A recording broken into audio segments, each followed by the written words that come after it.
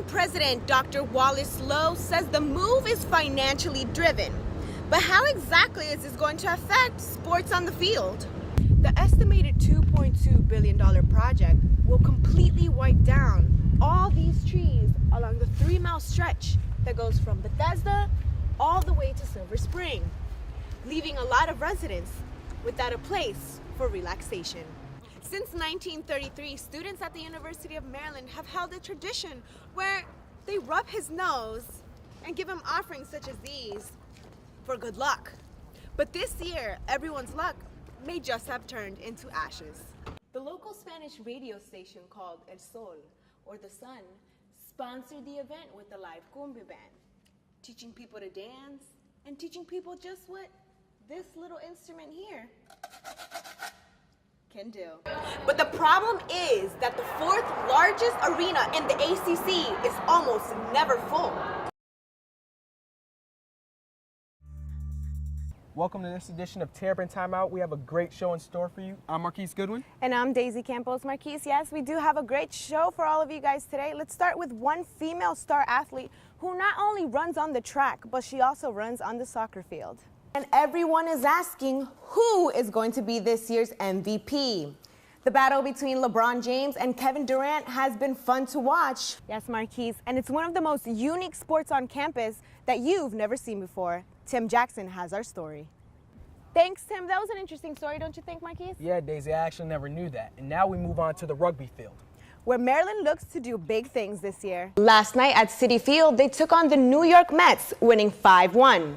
The game was pretty intense as they were tied at the 4th inning. Well, those are some interesting stories, don't you think? Yes, they were, Daisy, and that wraps it up for this edition of Terrapin Timeout. I'm Marquise Goodwin. And I'm DemoDeicyCampos. We'll see you next time.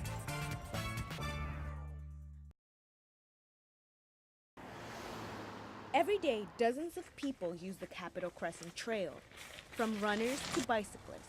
Even mothers walk their children here daily. I'm here every day, walking every day. But the busy trail may be headed towards a curve. Users like Joel Hirsch say a change in the metro system may run right through the neighborhood. Well, the Purple Line project makes absolutely no sense to me. Any house that's fairly close is going to be affected, first off, by the construction, which has to be huge, and then by the noise of a lot of these light rail trains a few hundred feet from where we live. The estimated $2.2 billion project will completely wipe down all these trees along the 3-mile stretch that goes from Bethesda all the way to Silver Spring, leaving a lot of residents without a place for relaxation. Capitol Crescent Trail is 11 miles long, and the section between Bethesda and Silver Spring is scheduled to be deforested.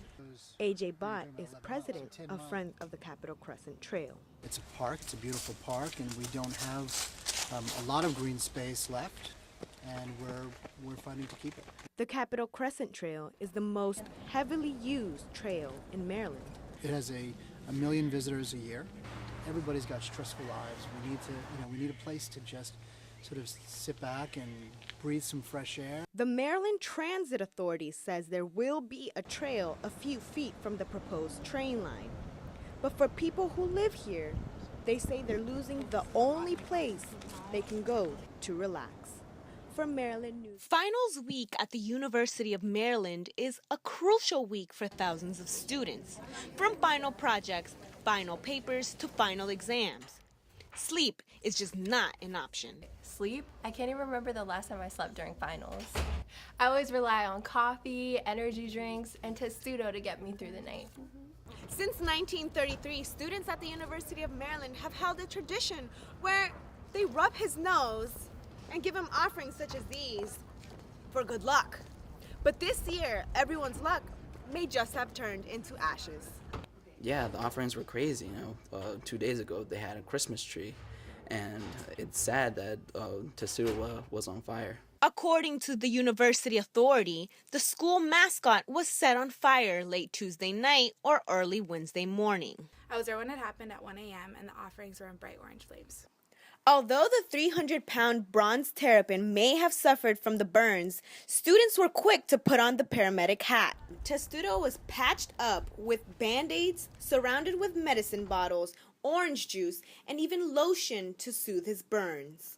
Everybody loves Testudo, man. We should be taking better care of him. University officials say this may have been accidental, but investigation is still underway. For Maryland Newsline Monday, I'm DemoDeicyCampos. Maryland says goodbye to the Atlantic Coast Conference, hello to the Big Ten. Maryland President Dr. Wallace Lowe says the move is financially driven. But how exactly is this going to affect sports on the field? Maryland soccer has been known as the powerhouse these past few years. And in a phone interview, several players agreed it would not damage their elite status. Nonetheless, they will have to get used to matches in colder climates.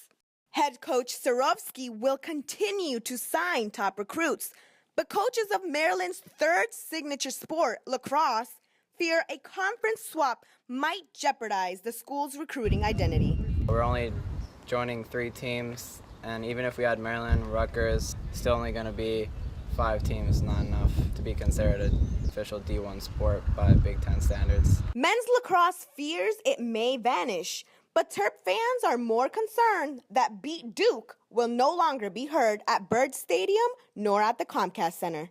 It sucks because I'm a sophomore and I was getting used to the whole Duke rivalry, but now that we're moving to the Big Ten, there's no more Duke rivalry, so it's kind of gonna be hard to let that go. Bittersweet feeling for me. Very unfortunate. All our rivalries with Duke and UNC. But the move to the Big Ten is really a move for money. For football, it's a better exposure.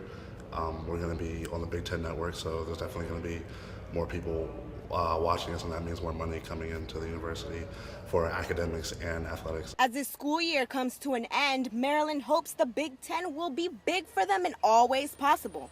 But that is something we will have to see. For Terrapin Timeout, I'm DemoDeicyCampos.